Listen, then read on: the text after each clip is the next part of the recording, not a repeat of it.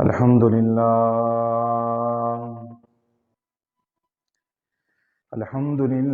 الذي شرفنا على سائر الأمم برسالة من اختصه من بين الأنام بجوامع الكلم وجواهر الحكم، وصلى الله تعالى على خير خلقه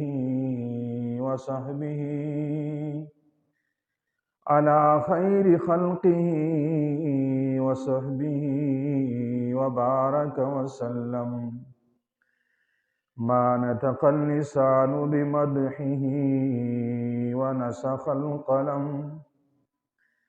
أما بعد فأعوذ بالله من الشيطان الرجيم.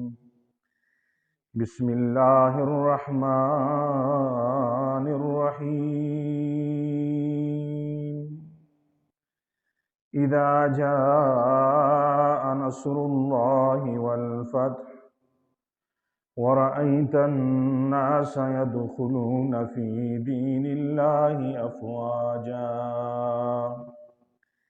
فسبح بحمد ربك واستغفر إنه كان توابا. صدق الله ورسوله النبي الأمي الكريم، ونحن على ذلك لمن الشاهدين والشاكرين، والحمد لله رب العالمين. إن الله وملائكته يصلون على النبي يا أيها الذين آمنوا صلوا عليه وسلموا تسليما. اللهم صل على سيدنا ومولانا محمد وعلى آل سيدنا ومولانا محمد، كما صليت على سيدنا إبراهيم وعلى آل سيدنا إبراهيم إنك حميد مجيد.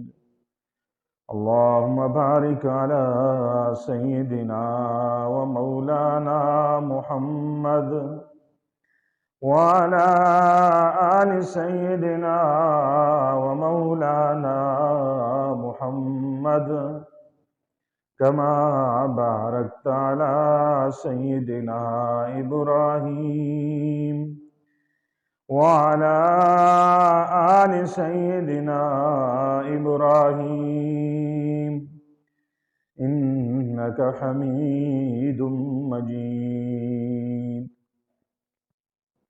رب اشرح لي صدري ويسر لي أمري واحلل عقدة من لساني.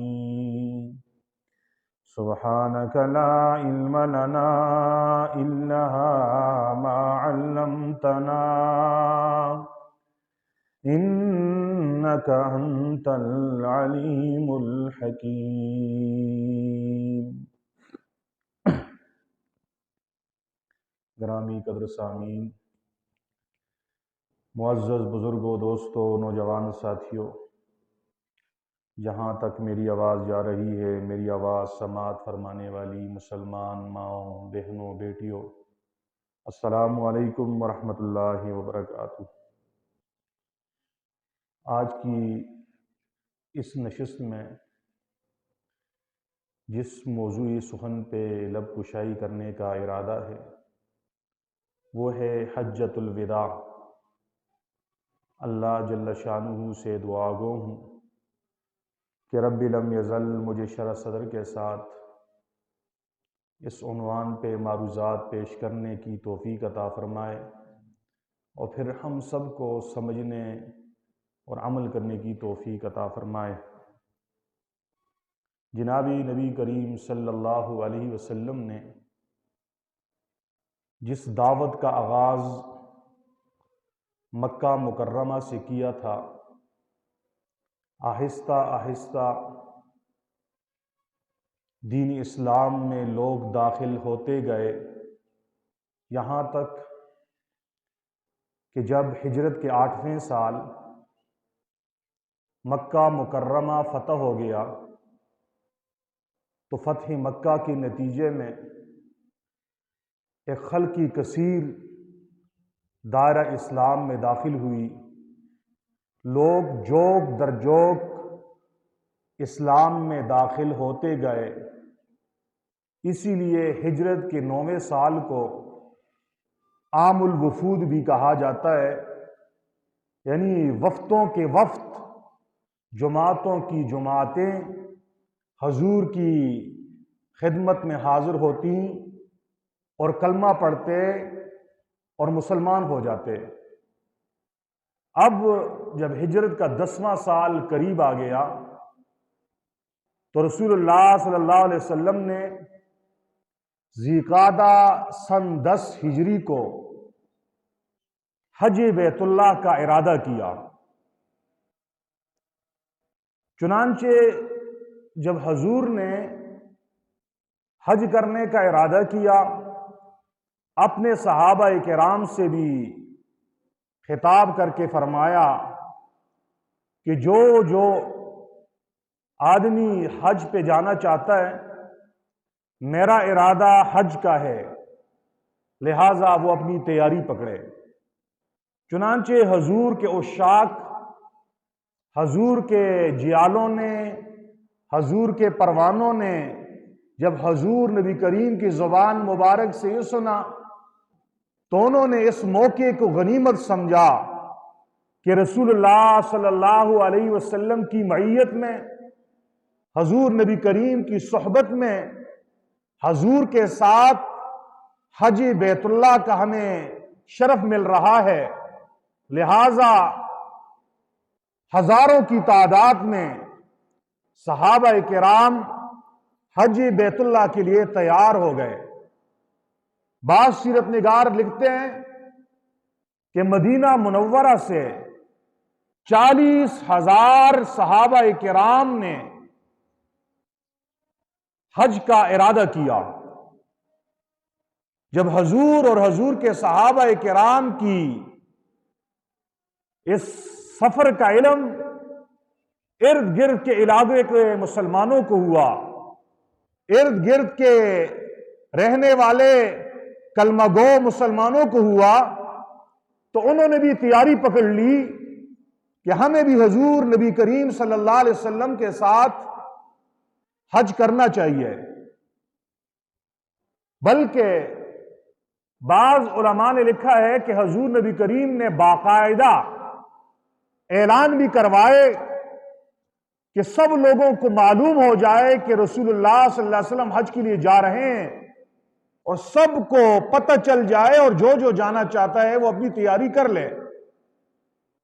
چنانچہ 40,000 کا مجمع تو صرف مدینہ منورہ سے تیار ہوا۔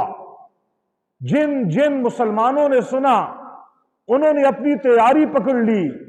چنانچہ 90,000 یا بعض سیرت نگاروں کے نزدیک 1,14,000 صحابہ کرام کا مجمع حجۃ الوداع کے موقع پہ جمع تھا، یعنی 1.25 صحابہ کرام حضور نبی کریم صلی اللہ علیہ وسلم کے ساتھ حج کرنے کے لیے تیار ہو گئے۔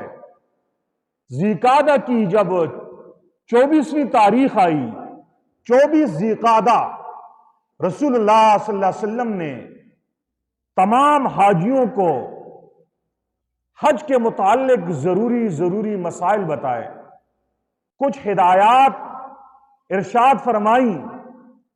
پھر 25 ذی القعدہ کی ظہر کی نماز پڑھنے کے بعد ظہر اور عصر کے درمیان رسول اللہ صلی اللہ علیہ وسلم اپنے صحابہ کرام کی جرمت میں مدینہ منورہ سے روانہ ہو گئے۔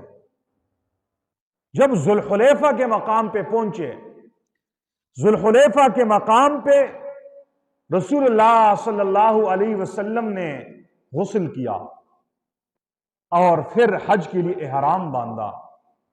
یہ وہ سفر ہے کہ اس سفر میں رسول اللہ کے ساتھ ہزاروں کی تعداد میں آپ کے صحابہ کرام بھی ہیں، اور حضور نبی کریم صلی اللہ علیہ وسلم کی 9 بیویاں، میری اور آپ کی مائیں، وہ بھی حج ادا کرنے کے لیے رسول پاک صلی اللہ علیہ وسلم کے ساتھ اس مبارک سفر میں روانہ ہیں۔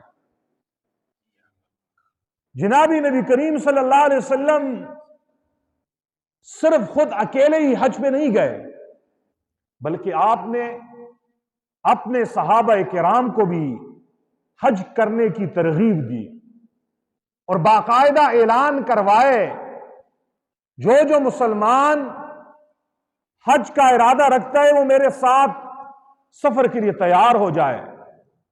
حضور نے یہ اعلان کیوں کروائے؟ علماء کرام لکھتے ہیں کہ رسول اللہ صلی اللہ علیہ وسلم کی زندگی میں ہونے والا یہ پہلا حج بھی ہے اور آخری حج بھی ہے۔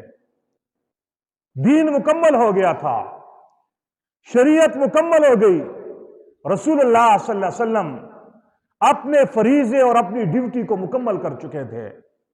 اب دنیا سے کوچ کرنے کا وقت آ گیا تھا، صرف ایک حج کا عمل باقی تھا کہ حضور نبی کریم صلی اللہ علیہ وسلم شریعت کے اصولوں کے مطابق، اسلامی احکامات کے مطابق انہیں حج کا طریقہ بتانا چاہ رہے تھے۔ اور بعض سیرت نگاروں نے ایک اور جملہ لکھا ہے، وہ کہتے ہیں حضور نبی کریم نے یہ اعلان اس لیے کروائے کہ سب میرے ساتھ جائیں حج کے لیے۔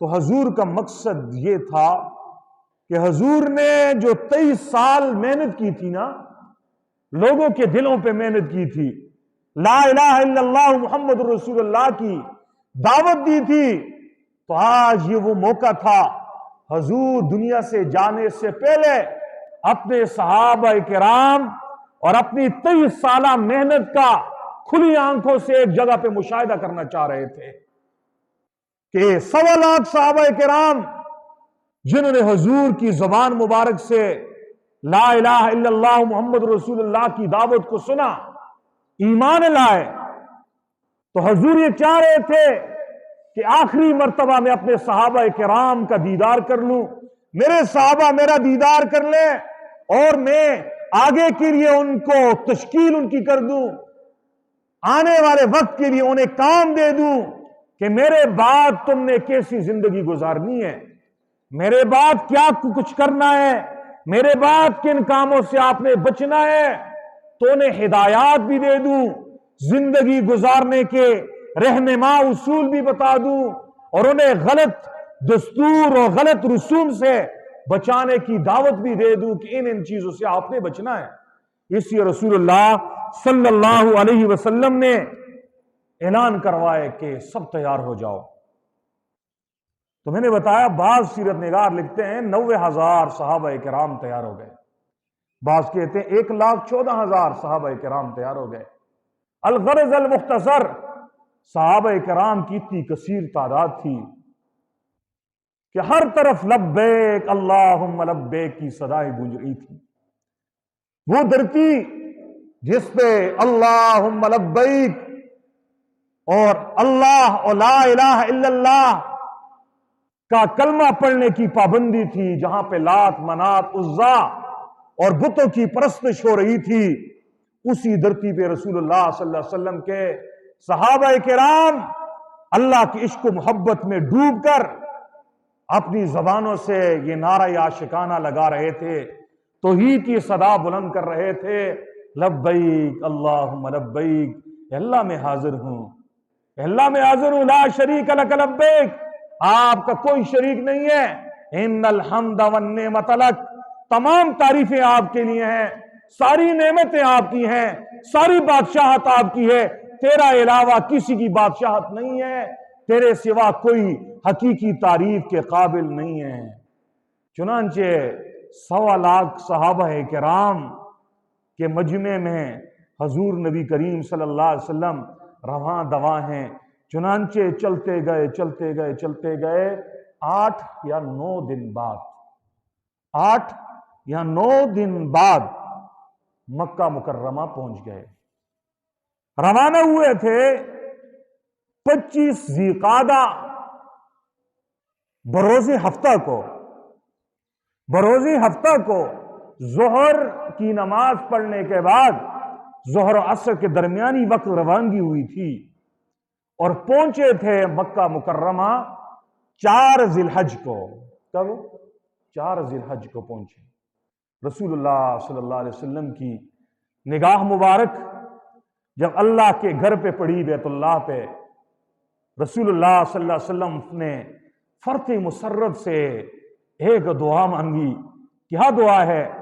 فرمایا، اے اللہ اس بیت اللہ کی عزت، اس کی بزرگی کو مزید بڑھا دے، اس کی عزت میں اضافہ فرما دے۔ اور بعض روایات میں یہ بھی آتا ہے رسول اللہ صلی اللہ علیہ وسلم نے یہ دعا مانگی، اللہم ربنا انت السلام، اے اللہ آپ ہمارے رب ہیں، انت السلام، آپ ہی سلام ہیں، ومنک السلام، اور آپ ہی کی طرف سے سلامتی ہے، اور فرمایا ہم آپ سے سلامتی مانگتے ہیں۔ ہم آپ سے کیا مانگتے ہیں؟ سلامتی مانگتے ہیں۔ یہ دعا حضور نبی کریم صلی اللہ علیہ وسلم نے مانگی۔ پھر بیت اللہ کے قریب آئے۔ صحابہ کرام کو پہلے سے طریقہ بتایا تھا۔ حضور نبی کریم صلی اللہ علیہ وسلم نے طواف شروع کیا۔ طواف میں حضور نبی کریم صلی اللہ علیہ وسلم نے پہلے 3 چکروں میں رمل کیا۔ رمل حجاج کرام جب جاتے ہیں، عمرہ کرنے والے جاتے ہیں، انہیں باقاعدہ معلمین مربین بتا دیتے ہیں رمل کسے کہتے ہیں۔ اور اس کے بعد رسول اللہ صلی اللہ علیہ وسلم جب حجر اسود کے سامنے جاتے تو ہر چکر میں حجر اسود کا استعلام بھی کرتے، لاٹھی سے یوں اشارہ کرتے اور پھر اس لاٹھی کا بوسہ لے لیتے، استعلام کر دیتے۔ یوں رسول خدا صلی اللہ علیہ وسلم نے جب طواف مکمل کیا، طواف مکمل کرنے کے بعد صفا و مروہ کی سعی کرنے کا ارادہ کیا۔ جب صفا پہاڑی پہ رسول اللہ صلی اللہ علیہ وسلم چڑھے تو حضور نبی کریم صلی اللہ علیہ وسلم نے یہ آیت پڑھی، ان الصفا والمروۃ من شعائر اللہ، کہ بے شک صفا و مروہ یہ شعائر اللہ میں سے ہیں۔ اور پھر بیت اللہ کی طرف ٹکٹکی باندھ کے ایک دعا مانگی، لا الہ الا اللہ وحدہ لا شریک لک، اللہ کے علاوہ کوئی معبود نہیں ہے اور اس کا کوئی شریک نہیں ہے۔ اور پھر آخر میں یہ دعا مانگی، تمام تعریف اس اللہ کے لیے ہے، انجز وعدہ، جس نے اپنے وعدے کو مکمل کیا، پورا کیا، وَنَصَرَ عَبْدَهُ، اور اپنے بندے محمد رسول اللہ کی مدد کی، وَحَزَمَ الْأَحْزَابَ، اور جس نے دشمنوں کو شکست دی۔ چنانچہ صفا و مروہ کی سعی کرنے کے بعد رسول اللہ صلی اللہ علیہ وسلم نے ان حضرات کو جن کا صرف عمرے کا ارادہ تھا ان سے کہا کہ آپ اپنے سر کو منڈا لو، آپ کا کام مکمل ہو چکا ہے اور میرا ارادہ حج کرنے کا ہے۔ چنانچہ ان صحابہ کرام نے اپنے سر کا حلق کیا۔ رسول اللہ صلی اللہ علیہ وسلم نے 9 ذی الحج کو عرفات کے میدان میں ایک عظیم الشان خطبہ دیا، ایک عظیم الشان خطاب کیا، اور اس کے علاوہ بھی مختلف مواقع پہ مینا میں، عرفات میں، مزدلفہ میں رسول اللہ نے وقتاً فوقتاً کچھ تقریریں کی۔ صحابہ کرام نے ان تقریروں کو منضبط کیے، یاد کیا، بلکہ بعض حضرات نے تو باقاعدہ یہ درخواست بھی کی تھی کہ اللہ کے نبی اپنی اس تقریر کو ہمارے لیے لکھ کے دے دیں تاکہ ہمارے پاس محفوظ رہے۔ یمن کا ایک بادشاہ تھا جس کا نام ابو شاہ تھا۔ وہ آیا کہ اللہ کے نبی آپ نے جو تقریر کی ہے نا حجۃ الوداع کے موقع پر، وہ ہم میرے لیے لکھ کے دے دیں۔ حضور نے فرمایا اکتبوا لی ابی شاہ، اے میرے صحابہ ابو شاہ کے لیے میری وہ تقریر لکھ دو وہ خطبہ لکھ دو۔ اس سے معلوم ہوا حضور نبی کریم صلی اللہ علیہ وسلم کا یہ آخری خطاب، حجۃ الوداع کا یہ عالمگیر خطبہ بڑی اہمیت کا حامل ہے، بڑی ہی اہمیت کا حامل خطبہ ہے۔ اسی لیے رسول اللہ صلی اللہ علیہ وسلم جب یہ خطبہ ارشاد فرما رہے تھے، 1.25 لاکھ صحابہ کرام کا مجمع ہے، سب کو آواز نہیں پہنچ رہی، تو حضور ایک جملے کو 3 مرتبہ دہراتے تھے، دائیں طرف یوں منہ کرتے، پھر اس طرف اس جملے کو کہتے، پھر سامنے کی طرف کہتے، پھر بائیں کی طرف کہتے۔ مکبرین حضرات درمیان میں کھڑے ہوتے فاصلوں سے، وہ حضور کے جملے کو سنتے، یاد بھی کرتے، آگے اسی مفہوم کو، ان الفاظ کو آگے پہنچاتے، یہاں تک کہ 1.25 لاکھ صحابہ کرام نے حضور نبی کریم کی زبان مبارک سے یہ حجۃ الوداع کا یہ خطبہ سنا۔ عالمگیر خطبہ ہے، اہمیت کا حامل خطبہ ہے۔ حضور نبی کریم نے پورے دین اسلام کا نچوڑ، اپنی 23 سالہ محنت کا خلاصہ، لب لباب اپنی اس ایک خطبے میں سامنے کر کے ان کی جولی میں ڈال دیا، اور اس کا نچوڑ انہیں بتا دیا کہ میں نے جو 23 سالہ محنت کی ہے اس کا خلاصہ یہ ہے بس۔ اب آپ سمجھ لیں کہ حجۃ الوداع کی اہمیت کتنی زیادہ ہے۔ آدمی جب دنیا سے جا رہا ہو نا، کسی کا والد، کسی کا باپ، کسی کی ماں، وہ جاتے وقت وہ جو نصیحت کرتے ہیں اسے وصیت کہتے ہیں۔ کہتے ہیں میرے باپ کی وصیت ہے، میرے دادے کی وصیت ہے، ماں کی وصیت ہے۔ تو ہر وفادار اور بہادر بیٹا اپنے بڑوں کی وصیت کو حتی الامکان پورا کرتا ہے۔ تو رسول اللہ صلی اللہ علیہ وسلم بھی اس حجۃ الوداع کے بعد تھوڑے ہی دنوں بعد رسول اللہ صلی اللہ علیہ وسلم بیماری میں مبتلا ہوتے ہیں، اور پھر اسی بیماری میں رسول اللہ صلی اللہ علیہ وسلم کا وصال مبارک ہوتا ہے۔ انشاءاللہ اگلے جمعے اس پہ ہم مفصل گفتگو کریں گے۔ تو یہ حضور کے رخصتی سے پہلے کا خطبہ ہے، اور یہ انسانی حقوق کا عالمگیر چارٹر ہے۔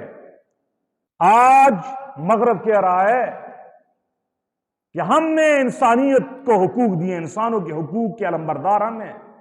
ہیومن رائٹس کی بات آج غیر مسلم کر رہا ہے کہ جی عورت کے حقوق، بچوں کے حقوق، قیدیوں کے حقوق اور مختلف طبقات کے حقوق کی بات تو ہم نے کی ہے، اور یہ کریڈٹ وہ لوگ لینا چاہتے ہیں، حالانکہ انسانوں کے حقوق کی صدا سب سے پہلے جس نے بلند کی ہے وہ میرا اور آپ کا محبوب پیغمبر صلی اللہ علیہ وسلم نے۔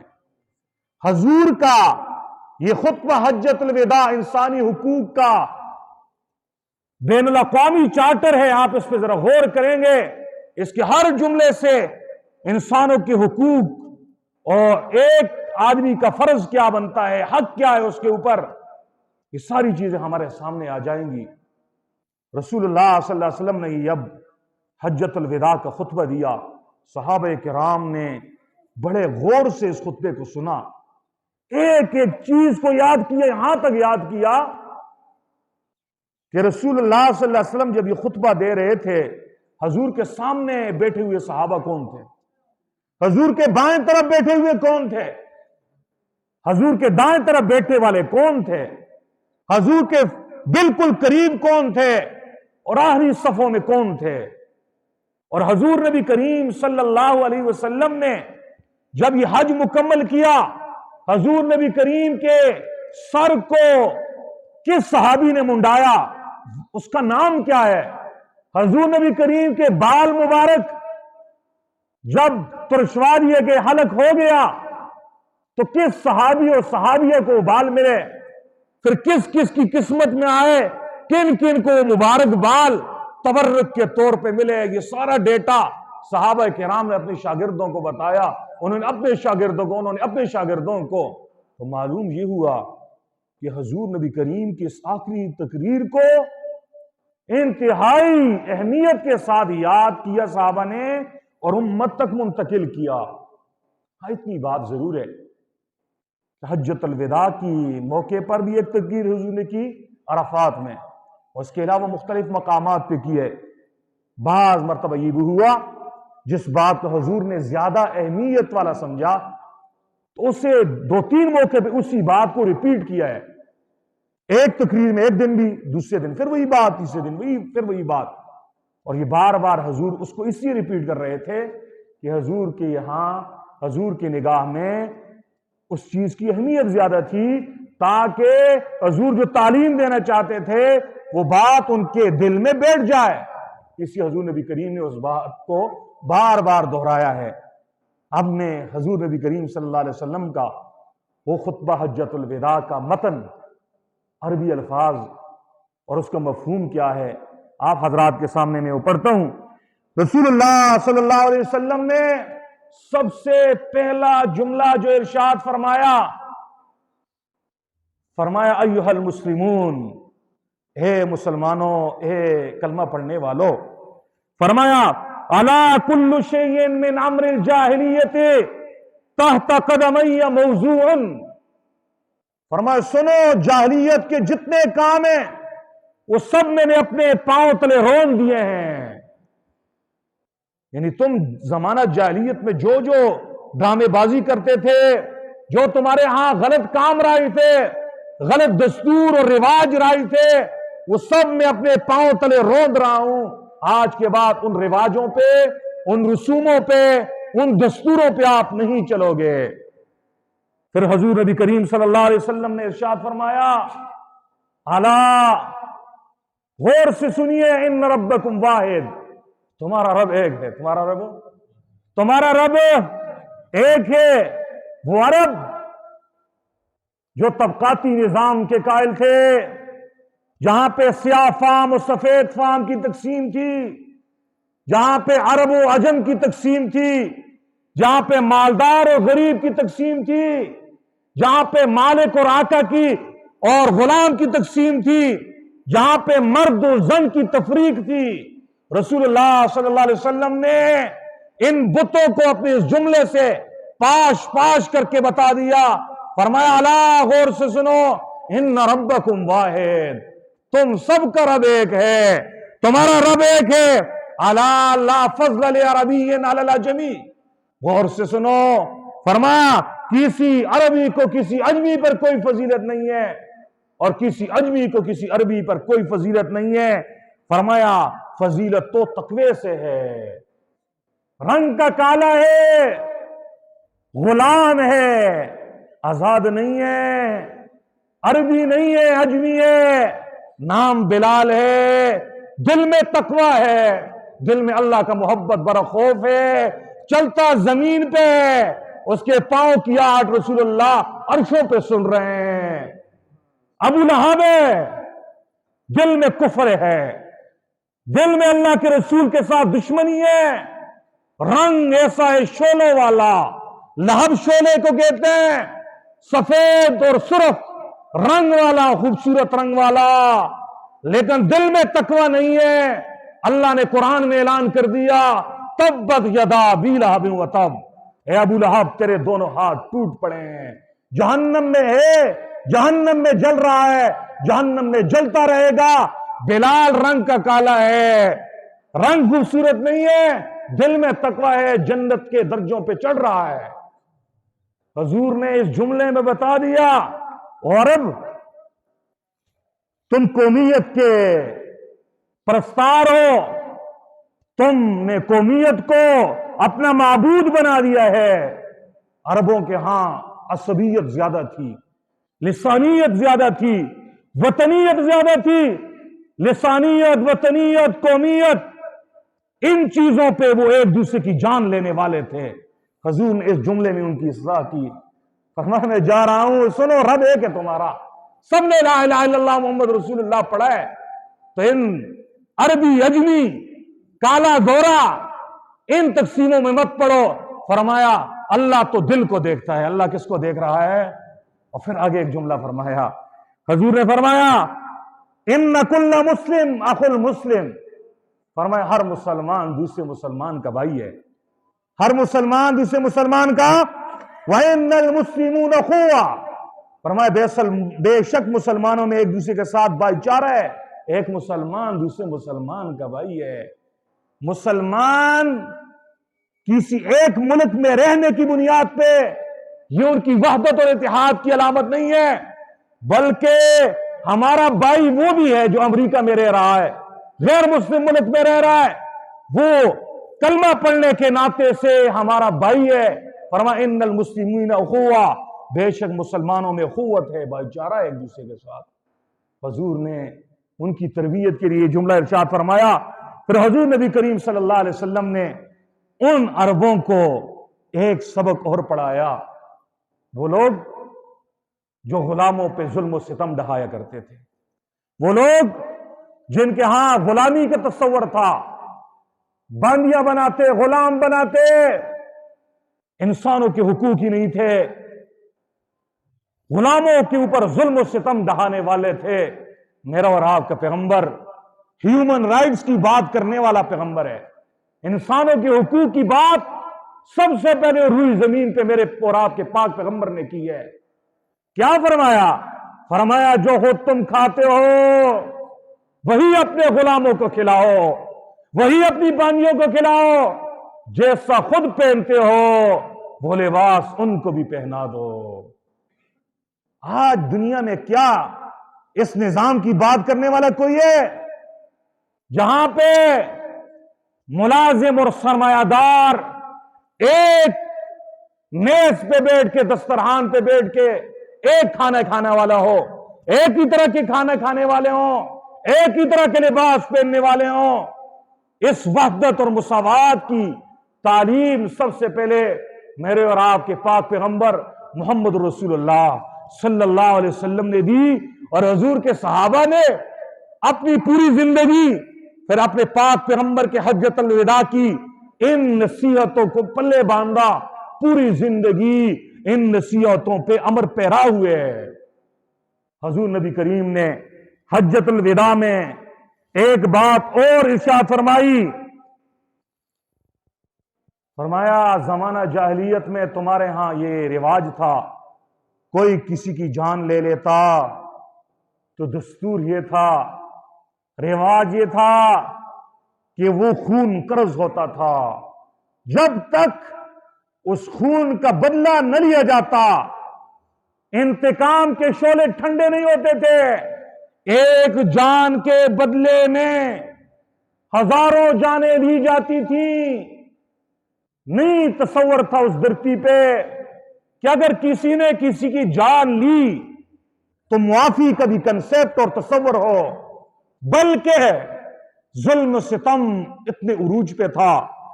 اگر بیٹے نے کسی کی جان لی ہے تو مقتول کے ورثاء کو نہ مرد اور نہ زن کی تقسیم و تفریق ہوتی، سب کو موت کے گھاٹ اتارتے تھے.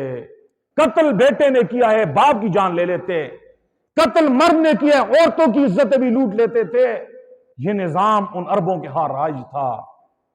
رسول اللہ صلی اللہ علیہ وسلم نے اس ظلم و بربریت کے اس سیلاب کے سامنے، طوفان کے سامنے بند باندھا. بند باندھنے کے لیے ایک جملہ ارشاد فرمایا. فرمایا زمانہ جاہلیت کے جتنے بھی خون قرض ہیں، فرمایا وہ آج سے باطل ہیں، ختم ہے، کوئی کسی کو نہیں کچھ کہے گا. فرمایا سب سے پہلے میں اپنے چچا زاد بھائی ربیعہ بن حارث بن عبد المطلب کا خون معاف کرتا ہوں.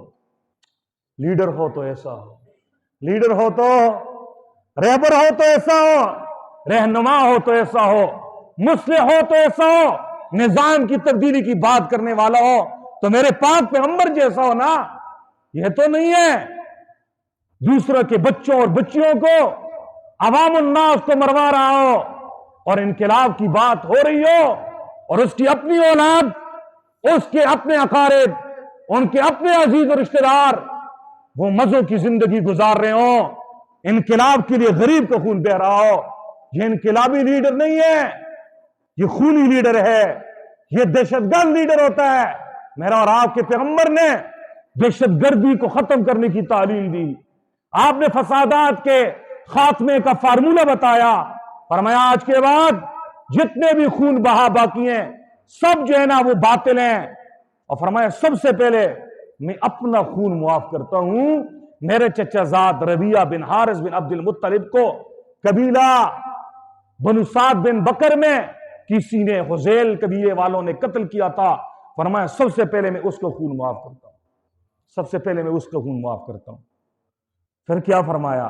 وہ عرب جن کی معیشت میں سود ریڑھ کی ہڈی کی حیثیت رکھ رہا تھا، جہاں پہ سودی لین دین کے معاملات ہو رہے تھے، سود دیتے، سود پہ مال دیتے، قرض دیتے، اور پھر اس قرض کے بدلے میں یہاں تک معاملہ ہو جاتا اس آدمی کی جان بھی اس قرض میں اس کو غلام بنا لیتے، اور اس کی بیوی کو باندی، بچیوں کو جو ہے نا باندیاں بنا لیتے۔ یہ نظام راج تھا۔ اس نظام کے پجاری آج IMF والے ہیں، یہی نظام ہے ان کے ہاں۔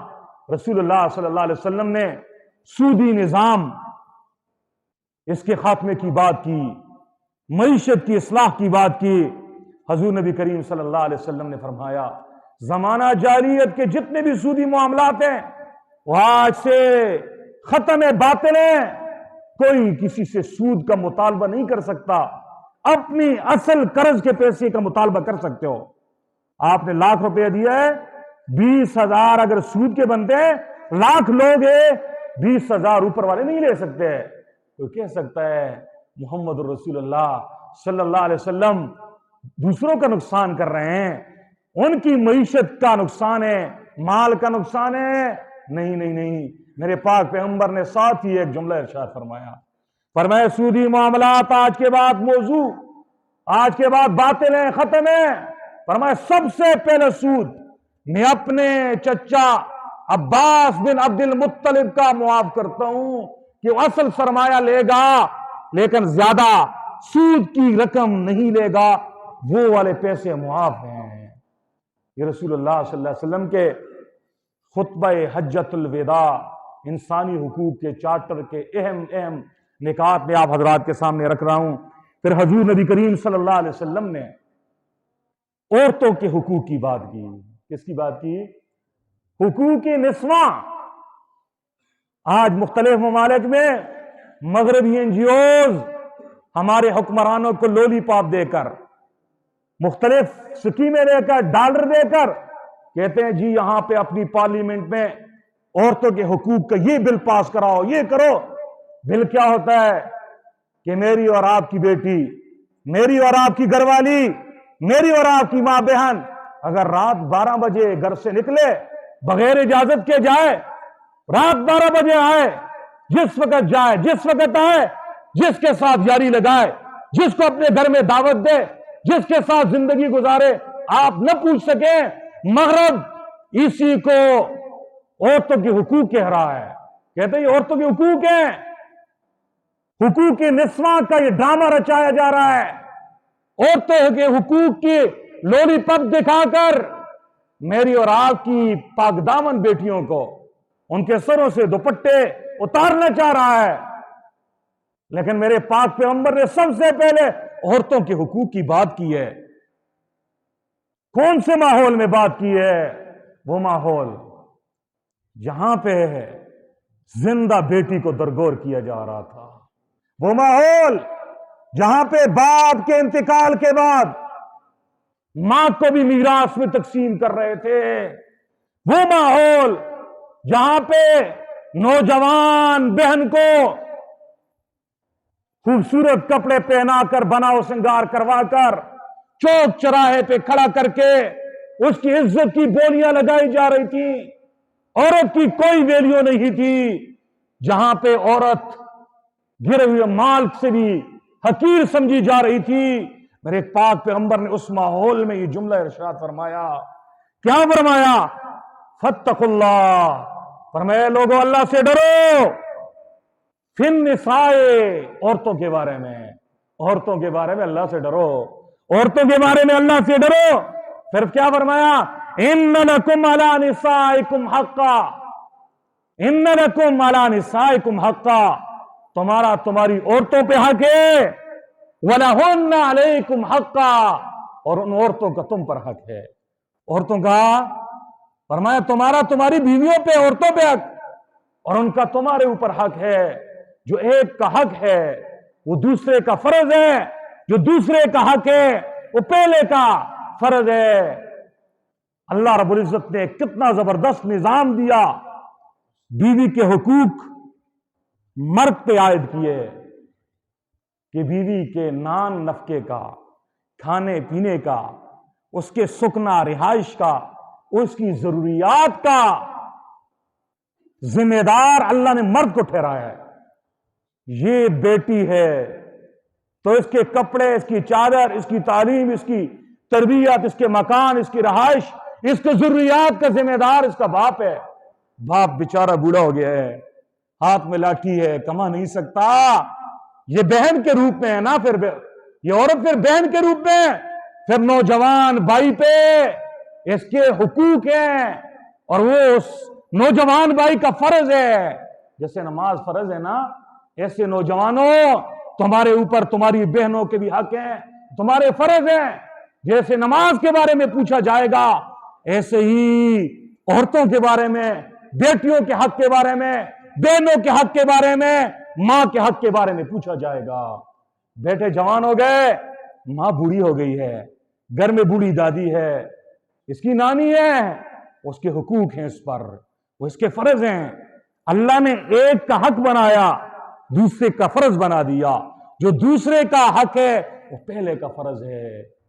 بیوی کے حقوق خاوند پہ ہیں, خاوند کے حقوق بیوی پہ ہیں. جو خاوند کا حق ہے وہ بیوی کا فرض ہے, جو بیوی کا حق ہے وہ خاوند کا فرض ہے. بیوی کا حق کیا ہے؟ کھانا پینا, کپڑا, لباس, مکان, یہ اس کے حقوق ہے, خاوند دے گا, اس کا فرض ہے. اور خاوند کے حقوق کیا ہیں اس بیوی پہ کہ بیوی بچوں کی تربیت کرے گی. کیا کرے گی؟ کیا کرے گی؟ تربیت کرے گی. کیا کرے گی؟ تربیت کرے گی. بیوی کا سب سے بڑا فرض جو ہے, جو اس خاوند کا اس بیوی پہ عائد ہوتا ہے, وہ تربیت ہے. بچوں کی تعلیم و تربیت کرے گی, ان کی اخلاقی تربیت کرے گی. لیکن افسوس ہے آج کے مسلمانوں میں, آج ہم اپنے حقوق کا مطالبہ کرتے ہیں, اپنے فرض کی طرف نہیں آتے. فرض کی طرف بیوی کہہ رہی میرا خاوند میرے حق نہیں پورا کر رہا, خاوند کہہ رہا ہے میری بیوی میرے حقوق نہیں پوری کر رہی, ماں کہتی ہے میرا بیٹا میرے حق نہیں پورا کر رہا, بیٹا کہتا ہے میرا باپ اور میری ماں میرے حقوق نہیں دے رہا ہے. سارا جو یہ انتشار اور خرابی اور یہ بدامنی ہے یہی ہے کہ ہر آدمی اپنے حق کا ڈیمانڈ کر رہا ہے, مطالبہ کر رہا ہے. کوئی ایسا ہمیں نہیں ملا جو اپنے فرض کی بات بھی کر رہا ہو نا, میرے اوپر بھی کوئی فرض ہے. بیٹے تو اپنے فرض کو ادا کر, ماں اپنی فرض کو ادا کرے, باپ اپنے فرض کو ادا کرے, ہر ایک اپنا فرض ادا کرے, دوسرے کا حق آٹومیٹکلی ادا ہوگا. دوسرے کا حق آٹومیٹکلی کیا ہوگا. لیکن ہم کیا کرتے ہیں, ہم ایک آنکھ کو بند کر دیتے ہیں جس سے ہمیں فرض نظر آئے, اور وہ آنکھ کھولتے ہیں جس سے ہمیں حق نظر آئے کہ میرا یہ حق ہے. حضور نبی کریم صلی اللہ علیہ وسلم نے اعتدال بتا دیا اصلاح کی. فرمایا مردو تمہارا تمہاری بیویوں پہ حق ہے, لیکن ان کے بھی تمہارے اوپر حق ہے. اور پھر یہاں تک بتا دیا, فرمایا کبھی ان بن جائے گی, گھر میں کچھ اونچ نیچ ہو جائے گی, تو مہینے ہو جائے گی, تو آپ نے ڈائریکٹ 1 2 3 فارغ نہیں کرنا. پھر آتے ہیں ہمارے پاس مولوی صاحب, میں نے تو غصے میں یہ کہہ دیا جا فارغ. کوئی راہ ہے کہ نہ, کوئی راستہ ہے نہیں, 3 گولیاں مار دی, پھر کہہ رہا ہے کہ میرے لیے راستہ ڈھونڈو. ہم کہاں سے راستہ ڈھونڈیں؟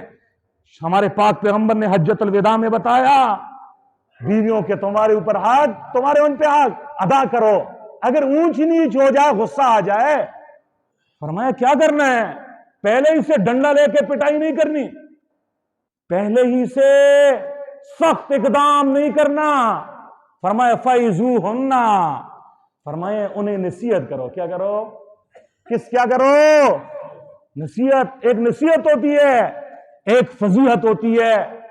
فضیحت کہتے ہیں رسوا کرنے کو, نصیحت ہمدردی کے ساتھ دوسرے کے اصلاح کرنے کا نام نصیحت ہے. جیسا آپ کا بیٹا ہے, چھوٹا معصوم بچہ ہے, آپ کی طرف جا رہا ہے, گرنے والا ہے, ننگی تاروں کو چھو رہا ہے, آپ کس جذبے سے اس بچے کی جان کو بچانے کے لیے کودو گے؟ اس جذبے کے ساتھ جب دوسرے کی خیرہائی کے لیے بات کرو، اسے نصیحت کہتے ہیں۔ اگر آپ نصیحت کا لفظ استعمال کر کے پہلے اسے صلواتیں سناتے ہیں، اس کی ماں بہن کی گالیاں دیتے ہیں، کہتے ہیں تیری ماں ایسی، تیرا باپ ایسا، تو ہے ہی ایسی، اس کے بعد پھر اسے میٹھے بول سے اس کے دل کو رام کرنا چاہتے ہو، خدا کی قسم اس بیوی کے دل سے خاوند کی ویلیو اور محبت نکل جائے گی۔ حضور نے کیا فرمایا؟ اونچ نیچ ہو جائے، فرمایا فَإِذُوهُنَّ، فرمایا نصیحت کرو، کیا کرو؟ سمجھاؤ اسے، وہ بھی انسان ہے نا، کبھی اسے غصہ آئے گا، آپ خاموش ہو جاؤ، برداشت کرو، کبھی آپ کو غصہ آئے وہ کانوں میں انگلیاں رکھ دے، سنیں، جب ماحول ٹھنڈا ہو جائے پھر ایک دوسرے کو سمجھا لیا کرو، جو ہے نا محبت سے سمجھاؤ، نصیحت۔ فرمایا نصیحت سے نہیں سمجھتی، مزاج مختلف ہیں انسانوں کے۔ فرمایا وَهْجُرُوهُنَّ فِي الْمَضَاجِعِ، فرمایا اگر نصیحت سے نہیں سدھرتی، فرمایا دوسرا آپشن پھر یہ کرو، فرمایا انہیں ان کی خوابگاہوں میں چھوڑ دو، ان کو ان کے بستر پہ چھوڑ دو، ان کے قریب مت جاؤ۔ یہ نفسیاتی اصلاح کا نسخہ حضور نے بتایا۔ پہلے کیا بتایا؟ سمجھاؤ، کیا کرو؟ اور نصیحت کے جذبے کے ساتھ خیرائی سے، نہ سمجھے مزاج اگر اس کا بگڑا ہوا ہے تو دوسرا فارمولہ، یہ دوسرا کیپسول اسے دو، وہ کیا ہے؟ وَهْجُرُوهُنَّ فِي الْمَضَاجِعِ، انہیں ان کی خوابگاہوں میں بستروں میں چھوڑ دو، ان کے قریب نہ جاؤ۔ آپ اگر حیادار عورت ہے، خدا کا خوف ہے، خاوند کے حقوق کو جاننے والی ہے، اس کے لیے موت ہے، وہ جا کے منت کرے گی، اس اپنے خاوند کو منائے گی، یوں یہ رشتہ دوبارہ جڑ جائے گا، یہ نفرت محبت میں بدل جائے گی ایک دو دن ایسا کرنے سے۔ اگر پھر بھی نہیں ہوتا تو شریعت نے پھر تیسرا آپشن یہ دیا وَاضْرِبُوهُنَّ، پھر ان کی ذرا تھوڑی سی آپ اسے مار کٹائی کر سکتے ہو، لیکن حضور نے ایک لفظ وہاں پہ ارشاد فرمایا، مار کٹائی، وہ اس کی پٹائی کیسی ہو؟ فرمایا وہ ہلکی ہو، جسم پہ اس کے نشان نہ پڑے، تربیت اور اصلاح کے لیے ہو، ایسا نہ ہو کہ غصہ نکالنے کے لیے ہو۔ کس کے لیے ہو؟ غصہ نکالنے کے لیے، کیونکہ انسان کے مزاج مختلف ہیں۔ آج ہمارے اسکولوں کے باہر ایک جملہ لکھا جاتا ہے، کیا ہوتا ہے جملہ؟ یہ لکھا ہوتا ہے مار نہیں پیار، مار نہیں پیار۔ اور بعض ایسے ہوتے ہیں وہ صرف پیار کرتے ہیں تو شاگرد چل جاتے ہیں، بعض شاگرد ایسے ہوتے ہیں وہ پیار سے سدھرتے ہی نہیں ہیں، بعض بچے اولاد ایسی ہوئے صرف پیار سے کام نہیں ہوگا۔ اسی حضور نبی کریم صلی اللہ علیہ وسلم نے تربیت کا اصول بھی بتا دیا کہ مار پلس پیار، پیار کرو، پیار سے کام نہ چلے پھر مار سکتے ہو۔ مار کس کے لیے ہو؟ تربیت کے لیے۔ اس وقت سزا دو جب آپ کو غصہ ٹھنڈا ہو جائے، جب آپ کو غصہ ٹھنڈا ہو جائے۔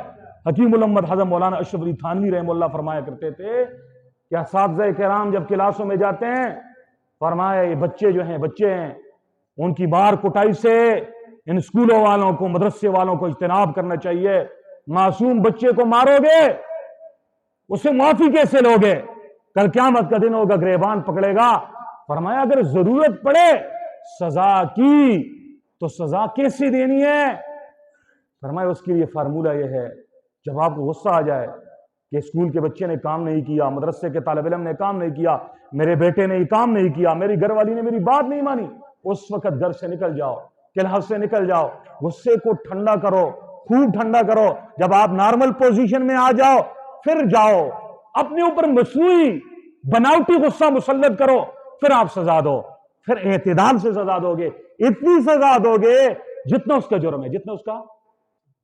کبھی ہم اساتذہ سے غلطی ہو جاتی ہے، بچے نے غلطی چھوٹی سی کی ہے، کلاس میں سو گیا بیچارہ، استاد آ گیا، قاری صاحب کلاس میں آ گیا، دیکھا بچہ سوئے ہوئے، اب اس استاد صاحب نے، قاری صاحب نے یہ تحقیق نہیں کہ بچہ کیوں سویا ہے، اس کی طبیعت خراب ہے، رات کو گھر کے اندر ان کی شاید کوئی غم کی حالت ان کو لاحق ہوئی ہو، فوت کی ہوئی ہو، اس کا آرام نہ ہوا۔